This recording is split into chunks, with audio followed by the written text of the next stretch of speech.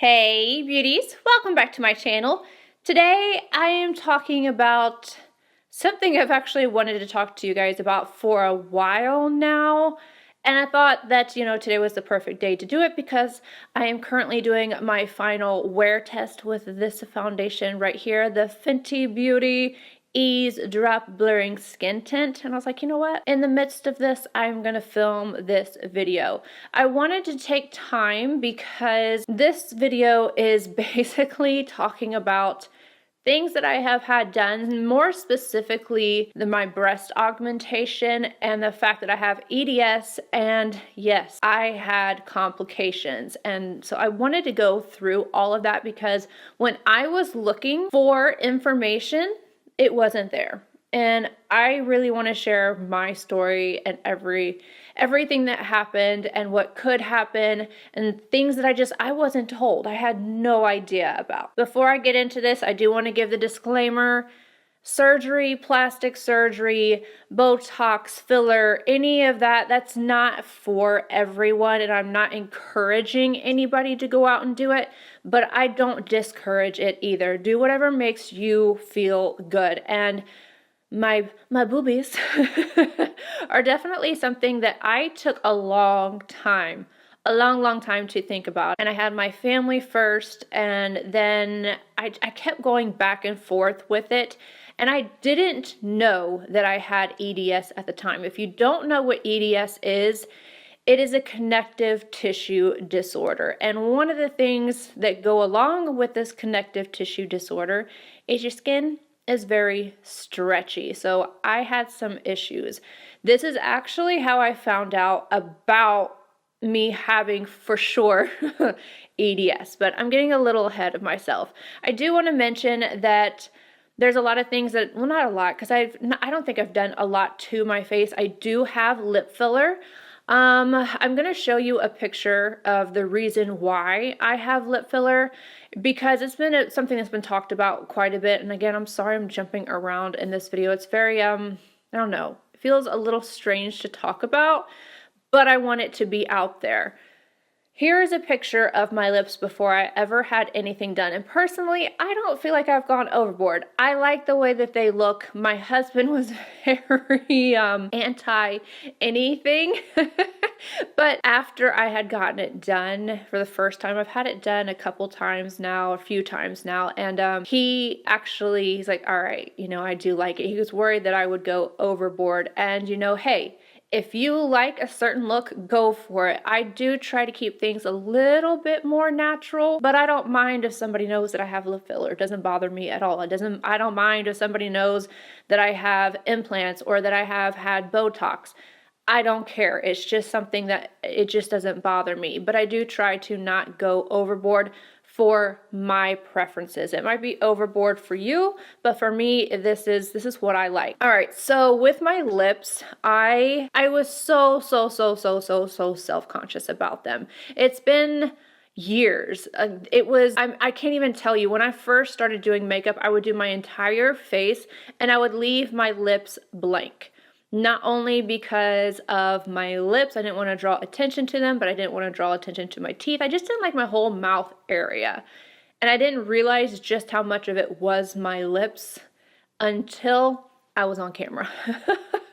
And I would always have to, on this side, because this side naturally just wants to go up. Like, it does. So when I talk, a lot of the times this side will just instinctually, like, it just does it, and my mouth is slightly asymmetrical, my face is, I don't care, that doesn't bother me, but the slant to my lips did. So I had filler, and filler does not, from what I understand, I've done a lot of research, does not fully go away, or it can migrate and all these things. So I used to get, I think I had it done twice, my smile lines. I don't anymore. Like you see, full on, no, I don't anymore because I'm scared of what could happen. And I feel like it can give me a little bit of a pillowy face. At first, if you watched my video where a long time ago where I had talked about what I had done, it was very new and I was a about 20 to 25 pounds heavier. So my face in general was bigger. After I had my knee replacement and I started moving around a lot more, I shed some weight. It wasn't intentional. I wasn't like intentionally trying to do anything. It was just that I was sitting around a lot. You know, I was very, very still, let's put it that way. Now I'm able to move around. I can walk more. I go hiking. I do a lot of stuff. But anywho, I was definitely bigger back then. And I don't want my face to look pillowy, and I do not want to have it migrate. It's just something that I'm very, very concerned about. So the only place that I personally put filler is in my lips. And I promise I'm going to get to the tatas very quickly. It's just I want to go ahead and tell you the other things that I have had done. And I plan on keeping this because I like it. I feel like I can come on camera, do lip swatches, and I'm not self-conscious about it. And I don't have to sit here and spend so much time trying to correct this side of my mouth. I remember literally the very first time going in and the injector asking me if I had an injury, and it was just, you know, she wasn't meaning anything by it, but I was like, no, I haven't. It's just my lips. It's my lips. And I don't want anyone to think that if you have lips like that, that there's anything wrong with it. This is a me thing. So I got it done the first time, and I only had one injection or one syringe. My body absorbed it like that. Like, it's just, it absolutely goes so quickly. With me, my metabolism is a lot higher and I'm active, you know, and it just goes away. With this, I had 2 done at one time. Yes. I want to insert the pictures of how big my lips were because it was really, really bad. But at the same time, like, I don't know. I might, just so you guys can see how, which I didn't take a picture from the side. I wish I had, because all up here was, I swell really badly, and I I stayed off camera for that. And then once it got to a point where it was kind of like, all right, this is semi-acceptable, I came on camera. But you can see even from a month ago that it has gone down, and I've had one touch up, and now it'll be a touch up in 6 weeks, and then I think a year, not 6 weeks, 6 months, and then a year. But I had to have those 2. Because, I mean, even my injector was like, I don't want to do this. I was like, I'm telling you, it's going to be gone in 3 days. And so I sent her a picture in 3 days of the difference. And she was like, wow, you know, like, wasn't expecting that. Like, I know. So luckily she trusted me. I trust her implicitly. She's never done anything to make me feel just like not like myself. So yes, I have had my lips done. There's nothing in my smile lines anymore. It took a while, especially on this side. It's like I could feel things. I don't feel anything anymore. I'm not saying that there might not be some like slight left, but I just don't feel anything. And I have full movement of my face, so I don't know. Now, I am not ever, I don't want to say ever, you know, I maybe at one point would do underneath my eyes if I'm older and I feel like there's hollow, I don't have hollow under eyes. I'm just not a big filler person because I'm a little bit scared. I say that and I have my lips done, but I'm a little bit nervous after some research I've done and the movement that it can happen, especially if you put it right here. And I'm not saying it's right or wrong. It's just something that scares me. So I would rather not do it. And I don't really have any issues with my face. I'm asymmetrical. I think it's a character thing, you know, it gives me character. But I do have Botox. I get 10 units across my forehead. Let me show you guys my forehead. So like I still have movement. You can see there. I don't like to not have movement. My biggest thing is that this brow, so I have some movement here, but if I don't have, and they put like the Botox like right here, and it makes this brow not go up as high.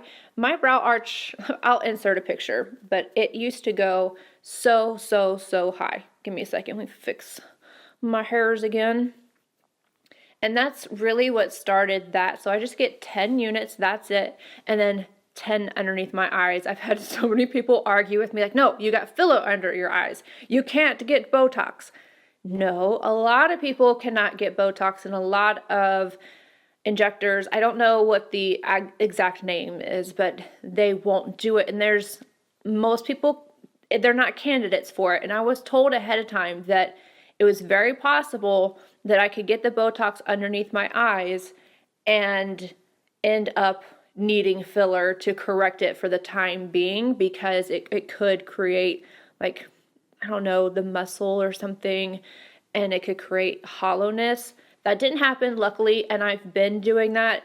The reason why I do that, I don't do, like, I'm not worried about crow's feet. And as you can see, I can still get movement here. My highlight right here would crease from how often I smile all the time. And I don't want my face to be frozen, but I want for there to be just a little bit less movement, so that this area right here, when I was, especially while I was working, I'm constantly just like giggling with people, it would just kind of crease. Not that I had actual wrinkles or anything like that, it's just it would crease from me smiling so hard. And you can't just get, you know, right there and then not go here, because then you're going to crinkle all right here. So that is why it goes from out to in, and again, 10 injections. So I just want to be fully upfront about that. That is what it is. That's all I've done to my face. But now this is what I want to talk about the most, because like I said, I looked and I looked and I looked and I felt so alone. I was so excited. I mean, so excited. I remember my doctor, make sure you pick out a good doctor. I had actually gone to my mom's doctor. Hers look amazing, and she's had them for like 30 years. They look so good. And so I wanted to go to her doctor. And when I did, he was so nice. He laid everything out. He spoke to me about all the possibilities, capsular contracture, whatever that's, I don't know if I'm saying that correctly, but you know, you can get scarring, and it gets so hard that literally it makes your breast look deformed. Or it can be less severe than that. But that's one of that was my concern, that was what was going to happen. I told him that I wanted more forward, like more pronounced, but I didn't want a big size. So I have 330 cc's. I was a 34B whenever I got them done. Well, I can't say that because I wasn't even wearing a bra. I was probably a 32 because I was always wearing sports bras or no bras at that time. You know, I had already lost the weight from having the knee replacement. So I was a B. Let's just put it that way. It was just a B cup. So now I am a 32D, which if I was a 34 around here, then I would be a C. Not huge, not small, but just like perfect. I remember they kept telling me that probably want to go bigger than that. That's not going to do a lot. I mean, you'll notice it, but you might come back for more. I'm like, no, you don't understand. This is something I've thought about for years and years and years. I'm not exaggerating. I thought about it all the time, and I went back and forth as to whether or not I wanted to do it, because I didn't want to have something that was too big to where I couldn't wear certain tops or it would look inappropriate or things like that. But I wanted to feel, I know this is going to sound, I wanted to feel better naked. I'm going to be completely honest. I wanted to feel better naked. I felt great in clothes, but I wanted to feel sexier, you know? So I wanted something to grab a hold of. So he tells me, okay, we're going to go with a 330. I got gummy bear, whatever. And I remember waking up. It was so funny because, you know, you're wrapped up and I'm waking up. Well, hold on. I'm jumping ahead. He did tell me that I had thin skin and that I was thin. He was like, you are very thin. Your skin is very thin. I did not know I had EDS at the time. And I have a natural gap in between my tatas. And he was like, that's not going to go away. You know, they're not just all of a sudden going to come together. You know, you would have to go larger and then all this. And I was like, no, I don't care. I like, the gap does not bother me. My sternum or whatever, that I just don't care. You know, that's not a concern for me. He's like, all right. And he said that I might be able to feel them a little bit more because my skin is thin. Luckily, I don't feel them at all, so that's good. I come back from surgery, and I'm like, yes, you know, I wake up and you're all like, ah. I'm wrapped up, and there's a girl beside me. For whatever reason, they didn't have the drape. It was not pulled. And I remember looking down and like trying to kind of see, and I was like, oh yeah. And then the girl beside me, I was like, how do yours look? She was like, I love them. I was like, me too. You know, it was funny. And then they wheeled me out and I went home, whatever. And I loved them. It was amazing. At first, well, actually, 3 days in, it was so nuts. I all of a sudden panicked. I was like, what did I do? What did I do? What did I do? Of course, they're all the way up to my flippin' shoulders at this point, and they are just loud and proud. Well, I freaked out a little bit. I was like, I wish I didn't do this. I wish I didn't do this. And then that went away. It was very strange. It was like, I didn't like it, and then I was like, oh yeah, I actually really like this. Okay, so I've heard that that's normal, but that did happen with me. Well, they say that you're fully settled at 6 months. I started settling very quickly. Very, very quickly. At 3 months, mine had dropped further than what they should have. And I was thinking, this doesn't look right. And when I tell you, this makes me so mad. When I tell you that my doctor, after I came in for my very first appointment where they check you out, make sure everything is okay, he said that he was retiring in 3 months. You've got to be kidding me. It's like, I felt like that was something that should have been told to me before I had surgery, because you get checked out for a year, you know, to make sure that you're fine. And now I'm going to have to go find another surgeon, and if I have any issues or anything, and I was already having some concerns. I was feeling like, you know, like they're dropping a little bit, and I feel like they're moving quite a bit. Like they moved a lot. And he was like, no, you're going to have a beautiful, beautiful outcome. And anywho, 3 months in, they are down. 4 months in, further down. 6 months when they're supposed to be, you know, dropped and fluffed. I was really upset. It looked like I had my chest just sagged and my implants were way down. I waited for the year to come up, or right before the year. I think it was 11 months. So I can't take it anymore. And my husband was like, are you sure? I was like, I have to go to a doctor to see if this is normal. So I go to another doctor, and I'm really anxious about it. I'm anxious. She comes through the door with my notes, like my medical history. She goes, do you have EDS? I'm looking around. I said, I actually don't know. Why? And she said, well, it would explain a lot of these surgeries you've had, and then the reason why your breast implants are falling, especially seeing as I didn't go very large. And I said, well, you know, I have thought about it. You know, at this point, I had looked into it, had not gotten diagnosed. I was curious about it, thought it was a possibility, hadn't actually gotten diagnosed. And that is what made me go find that out. So they do the pictures and everything, and I just don't even like looking at those pictures. She says to me, yeah, they shouldn't be down here. She's like, you know, it's not terrible. I'm like, you know, like, it's not terrible. You could live with this. Or, I'm like, we definitely want the or. So I was concerned that they were going to have to take out the implants, and they were going to have to do all this stuff. I was able to keep my implants. They actually just cut me in the same exact spot, which I was worried about because I don't heal well, which I have a suggestion for you guys if you don't heal as well. I was concerned about the scar. I was concerned about taking out the implants that I had, and I didn't have to take out the implants. And then she, you know, told me what she was going to do about the scar. I had Galaflex put in, which they call it like the internal bra, basically my skin can't handle it. My skin is so stretchy. There's so many different things like that all make sense now. I remember Kelsey rubbing up against my arm, not like on purpose. I don't like soft touch, but her being like, your skin is really soft, like velvety soft.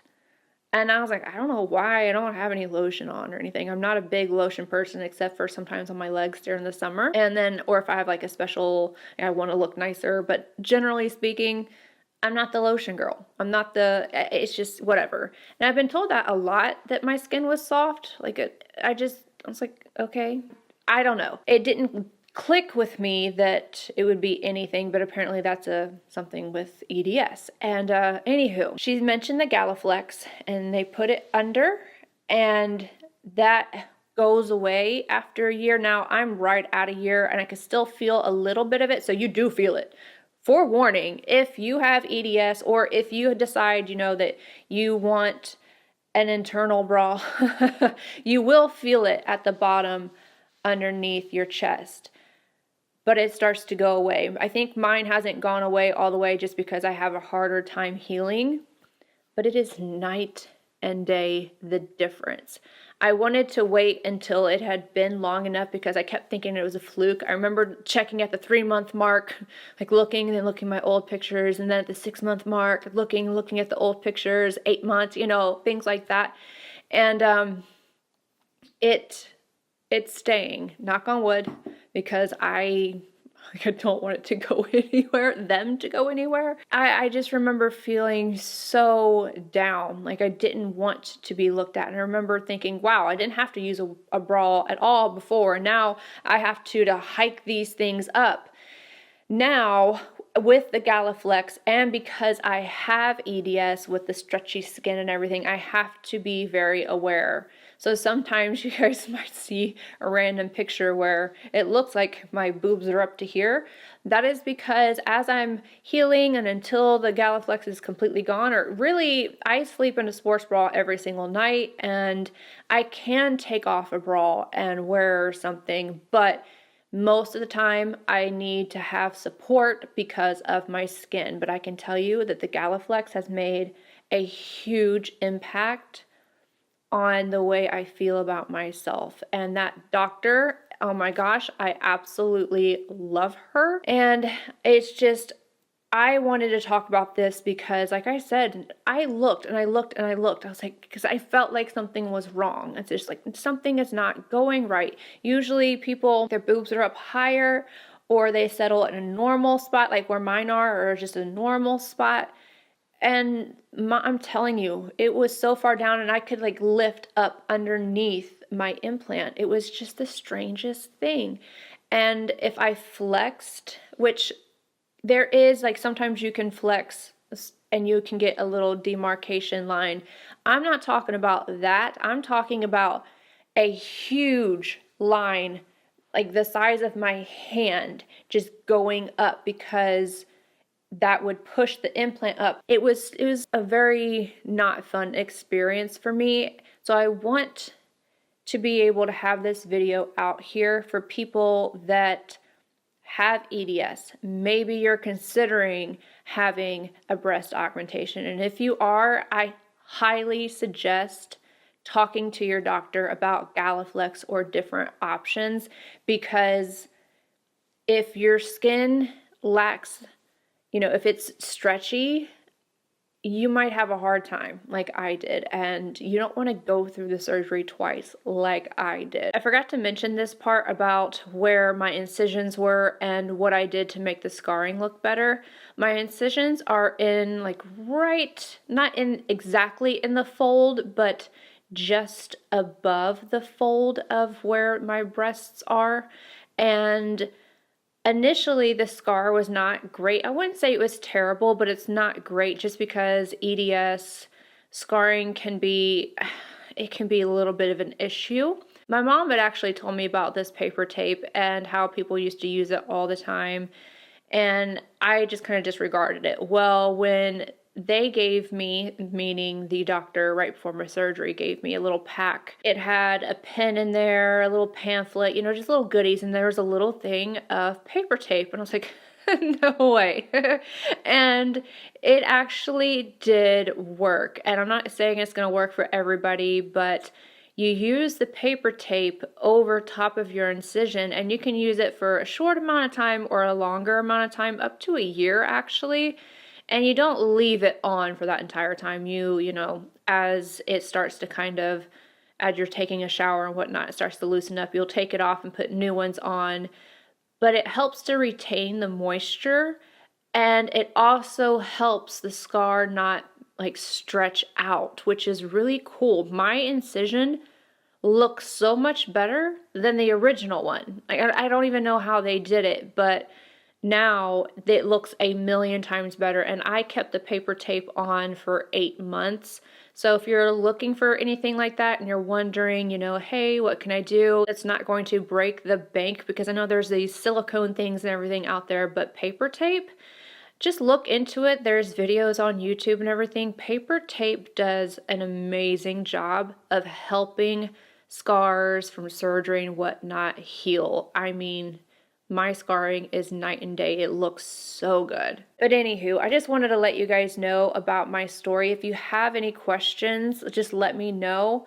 Like I said, I'm 330 cc. I'm really happy with my size. I don't feel like I'm huge. I don't feel like I'm small. I still fit into all of my clothing, everything. The only thing I had to change were my bras.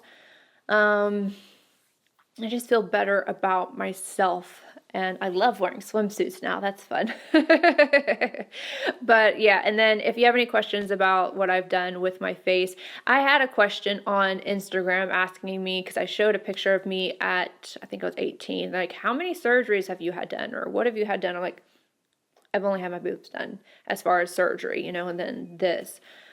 But yeah, that's all I have had done, and that's my experience with EDS and having a breast augmentation. Again, if you have any questions, please let me know. I will say that the first time around, I had some numbness in my left nip, and now this time, I'm a little bit more sensitive, which I'm not. That's the one thing I don't really like. So I know, like, I'm going to talk to her and see if that's going to go away or whatever. It is more sensitive this time, but I would still take that sensitivity over the way that they looked before. I like the way that they look now. I hope you guys enjoyed this informative video. I love you all, and I will see you in my next video. Bye, guys.